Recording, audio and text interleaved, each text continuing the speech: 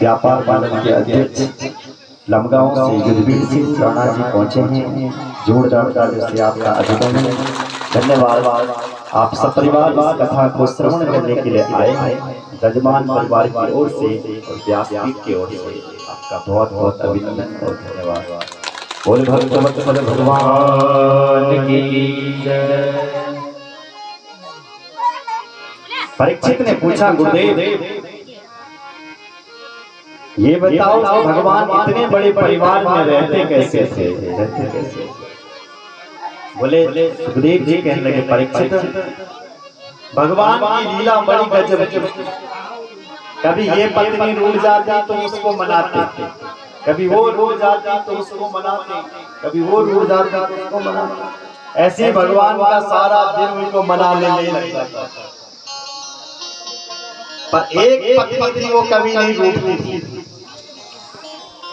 वो कौन थी? बोले रुक्मणी। रुक्मणी एक ऐसी थी जो कभी रूठती नहीं। भगवान को लगा आज इसको थोड़ा उठा करके देखते जरा, इसका चेहरा कैसा लगता है, इसके नाक में गुस्सा कैसा लगता है, देखते। तो भगवान एक दिन आगे और रुक्मणी जी के भवन में जाकर के गंभीर मुद्रा से बैठ गए। रुक्मणी बात करे, प्रभु आओ आगे। भगवान बात ही नहीं कर रहे, करेंगे क्या हो रहा है, क्यों नहीं कर रहे हैं बात? भगवान मौन। तो रुक्मणी पंखा करने लग गई।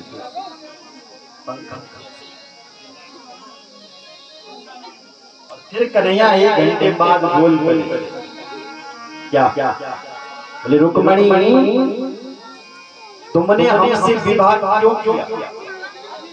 रुक्मणी तो होश हो, 10 बच्चे के पिताजी बन गए और आज पूछ रहे हैं तुमने हमसे विवाह किया। जब 10 न्याय हो गया तब बला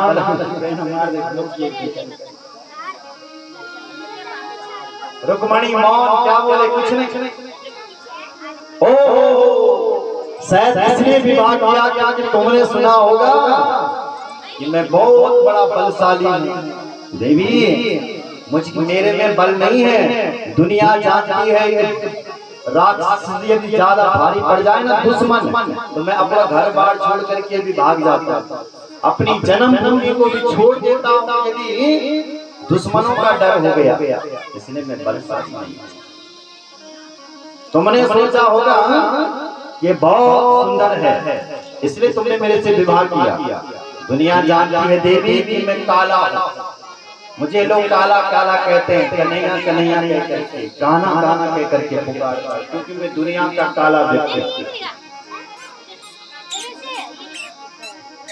तुमने सोचा होगा कि मेरे अंदर गुण है, सारी दुनिया कहते हैं मैं निर्गुण हूँ। तुमने मेरे से विवाह क्यों किया? ओ लगता है तेरा बाप जबरदस्त लड़ाई, जबरदस्ती फूंक दिया। जा भाई मेरे जा, जबरदस्ती बेटी नहीं चाहती तभी विवाह करा दे उसको। ऐसा नहीं है देवी, तेरे बाप ने तो तेरी शादी शिशुपाल के साथ फिक्स की थी, तुम्हें मेरे साथ भाग करके चली आई। जल्दी बता तुमने मेरे से ब्याह क्यों किया? रुक्मणी क्या बोली और अंत में कह लिया कन्हैया, मुझे तो लगता है रुक्मणी कि अभी भी कुछ नहीं बिगड़ा, चले जाओ। जब ये कहा तो रुक्मणी जी धड़ाम मारा नीचे गिर गई। चतुर्भुजा भगवान कृष्ण ने उसी समय अपना चतुर्भुज रूप बना दिया, 4 हाथ। और रुक्मणी को एक हाथ से पंखा करने लगे, एक हाथ से जल छिड़कने लगे। जैसे जैसे रुक्मणी को होश में लाया और फिर कन्हैया बोल पड़े, रुक्मणी तुम्हें हो क्या गया? मैं तो तुम्हारे साथ मजाक कर रहा था कि गुस्सा भी बन और तुम तो ये नहीं बेहोश बन रही।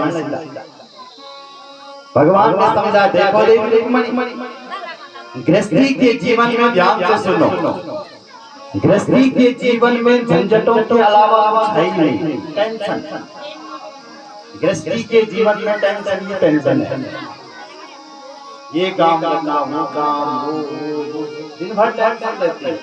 पर एक ही आनंद है गृहस्थी के घर में, क्या? अयम ही परमोला गृहेषु गृहमेदिना जन्मैर्नियत्यामा प्रिययाभिरुधाम। प्रत्येक गृहस्थ व्यक्ति जब सुबह से शाम तक जब थका हुआ टेंशन का मारा जब घर में आता है और अपनी भावनी के साथ हास्य प्रहास्य करते हुए जब रहता है तो सारी टेंशन को भूल जाता है। बस यही एक गृहस्थ जीवन का आनंद है। बाद की तो दुनिया भर की, इसलिए हमसे प्रयास किया, मजाक किया तुम्हारे होशों। धीरे धीरे जैसे भगवान के विवाह हो रहे हैं, ऐसी ही भगवान के पुत्रों के भी विवाह हो रहे हैं। यहाँ तक कि भगवान के नाती पोते होने लगे।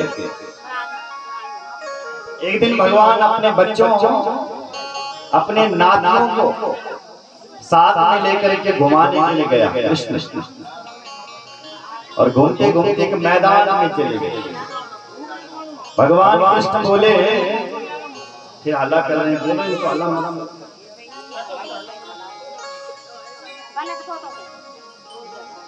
भगवान कृष्ण बोले, बच्चों आप तो गेंद खेलो, मैं आराम कर रहा हूं। तो कृष्ण भगवान एक वृक्ष के नीचे बैठ गए, बच्चे सब गेंद खेलने लग गए। इतने में क्या हुआ महाराज कि एक बच्चे ने एक गेंद इतनी स्पीड से फेंकी कि वो गेंद कुएं में जाकर के गिर गई। बच्चों ने जब कुएं में गेंद खोजने के लिए गए तो गेंद तो नहीं दिखी, एक बहुत बड़ा गिरगिट सर्प दिख गया। कृष्ण के पास आकर के कहते हैं, दादाजी देखो देखो यहाँ गिरगिट है। भगवान कृष्ण जब गए और जब उस गिरगिट को छुआ, उसका शरीर तो महाराज छूट गया, उसके शरीर से एक दिव्य महापुरुष पैदा हो गया। भगवान बोले, को भगवान कौन है तुम? तो उसने अपना परिचय दिया,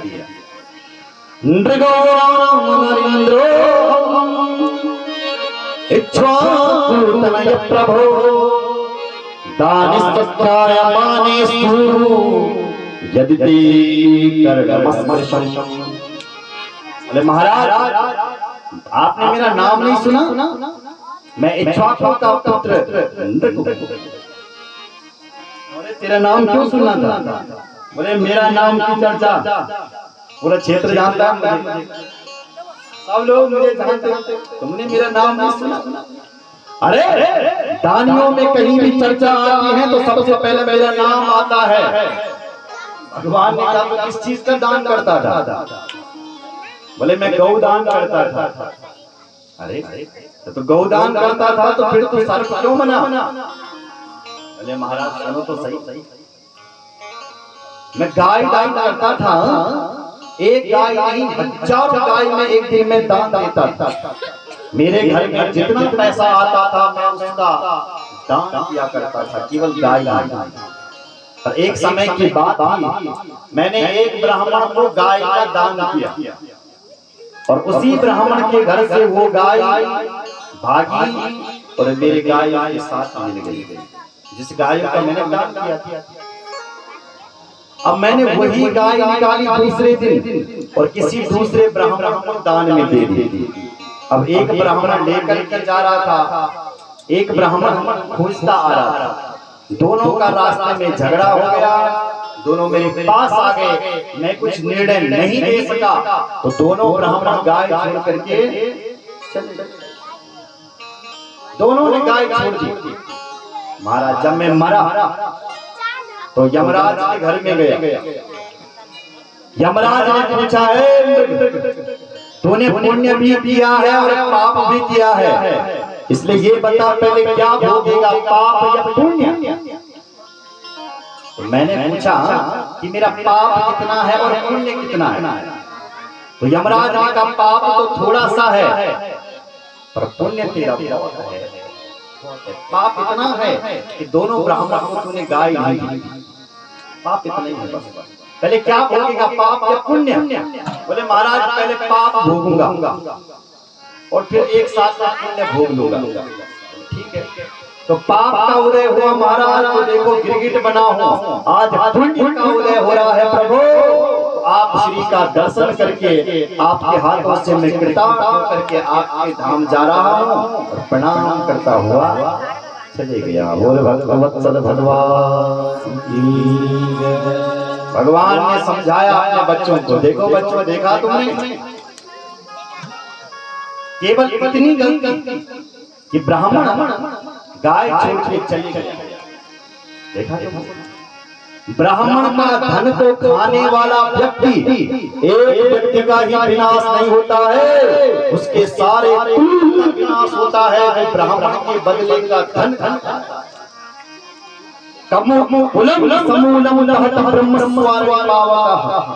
सारे कुल का विनाश होता है। बच्चों ना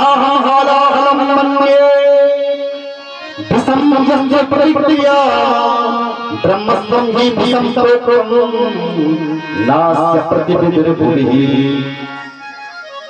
कोई नाहम हलाहलम मन्ये, कोई हलाहल पिस्ती ले, भगवान कृष्ण कहते हैं मैं उसको पिस्से भी उसकी रक्षा कर दूंगा। कोई व्यक्ति अग्नि में जल जाए मैं उसको वहां से भी बचा लूंगा, और यदि किसी ने संत और ब्राह्मण का अपमान कर दिया उसको मैं नहीं बचा सकता। भगवान कहते हैं मैं उसको उसमें हाथों से दंड देता हूं, अन्यथा मैं दंडभाग। जो ब्राह्मणों को आप दिखाता है या उनके बदले का धन खाता है, जो ब्राह्मण का दुश्मन है वो मुझे नारायण बोलो जय श्री राम। क्योंकि ब्राह्मण भगवान के मुख से निकले हैं, इसलिए ब्राह्मण ही भगवान का इष्ट है, देवता। भगवान का देवता कोई और नहीं है, ब्राह्मण ही तो भगवान के देवता। भगवान पूछते हैं तो ब्राह्मण को पूछते। ब्राह्मणों का जन्म हुआ है तो भगवान के मुख से हुआ है, क्षत्रियों का जन्म भगवान की बाहु से हुआ है, वैश्यों का जन्म भगवान की नाभि से हुआ है, और चतुर्थ वर्ण के व्यक्ति का जन्म भगवान के चरणों से हुआ है।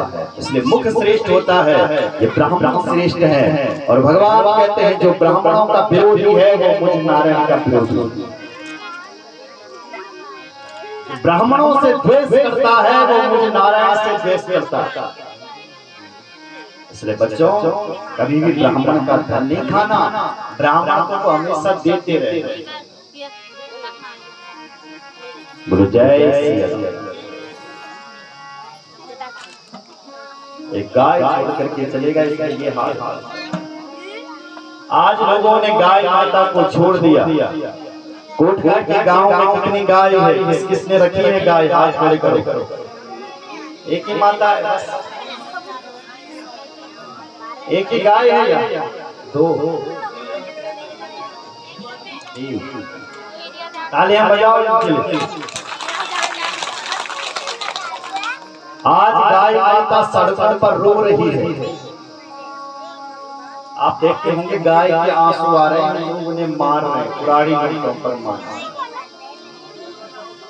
बैल धर्म का प्रतीक है, लेकिन आज वो धर्म सड़कों पर घूम रहा है। कोई उसको घर में भी रखना पसंद नहीं कर रहा। बैल को छोड़ दिया, इसका मतलब यह है कि धर्म को छोड़ दिया। गाय को छोड़ दिया, इसका मतलब यह है कि धर्म को छोड़ दिया। अरे गाय रोए और गाय को तुम रोते हुए देख ले तो तुमने जितने सत्कर्म किए होंगे कई जन्मों के साथ नष्ट हो गए। अगर कोई गाय को रोते हुए देखता है तो उसके जन्म जन्मांतरों के सत्कर्म सब नष्ट हो जाते हैं। आज तो गाय का इस धरती पर खून बह रहा है। क्या लगता है, लग रहे होंगे सत्कर्म? एक भी नहीं लग रहा, क्योंकि जहां गाय के आंसू गिरते हैं वहां के सत्कर्म नष्ट हो जाते हैं। इस भारत की धरती पर तो गाय का कर्तव्य मिल रहा है। लहू गाय रो रही है, ऐसे सत्कर्म भस्म हो रहे हैं और ऐसी रोती रही। गौरक्षक जागृत नहीं हुई, समाज जागृत नहीं हुआ, सरकार जागृत नहीं हुई, तो धर्म की धड़कन बिल्कुल बंद हो जाएगी। गौ और गंगा समाप्त हो गई तो भारत वर्ष समाप्त हो जाएगा। अभी तो कलयुग की केवल प्रथम चरण में ही चल रहा है। कलयुग की आयु है 4,32,000 वर्ष, अभी 5,000 वर्ष कुछ भी थे। 4,32,000 वर्ष कलयुग की आयु है, तो प्रथम ही चरण चल रहा है। लगता है इसी में भूकंप आने वाला है। इसलिए जितना हो सके अपने घर पर, अगर आप गांव में रहते हो तो गाय रखो। गाय का दूध ही तो अमृत है साक्षात। भैंस के दूध को तो भगवान को स्वीकार नहीं करता। जब नीलोड़ कठिन नवा भैंस के दूध,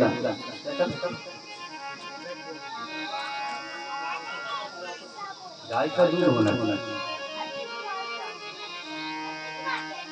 एक भक्त ने बड़ा सुंदर भजन गाया, गाय की माता में क्या क्या है उनके रूम में, आइए हम भी गाते हैं। उनके गुरु ने गाय की महिमा बताई। परम पूज्य गोपाल मणि जी महाराज बड़े बड़े आंदोलन कर रहे हैं गौ रक्षा के लिए।